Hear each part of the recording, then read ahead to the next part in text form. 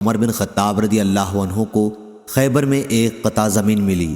تو آپ رسول اللہ صلی اللہ علیہ وسلم کی خدمت میں مشورے کے لیے حاضر ہوئے اور عرض کیا، یا رسول اللہ، مجھے خیبر میں ایک زمین کا ٹکڑا ملا ہے، اس سے بہتر مال مجھے اب تک کبھی نہیں ملا تھا، آپ اس کے متعلق کیا حکم فرماتے ہیں؟ آپ نے فرمایا کہ اگر جی چاہے تو اصل زمین میں اپنی ملکیت میں باقی رکھ اور پیداوار صدقہ کر دے۔ ابن عمر رضی اللہ عنہ نے بیان کیا کہ پھر عمر رضی اللہ عنہ نے اس کو اس شرط کے ساتھ صدقہ کر دیا کہ نہ اسے بیچا جائے گا، نہ اس کا ہبہ کیا جائے گا اور نہ اس میں وراثت چلے گی۔ اسے آپ نے محتاجوں کے لیے، رشتہ داروں کے لیے اور غلام آزاد کرانے کے لیے، اللہ کے دین کی تبلیغ اور اشاعت کے لیے اور مہمانوں کے لیے صدقہ وقف کر دیا، اور یہ کہ اس کا متولی اگر دستور کے مطابق اس میں سے اپنی ضرورت کے مطابق وصول کر لے یا کسی محتاج کو دے دے تو اس پر کوئی الزام نہیں۔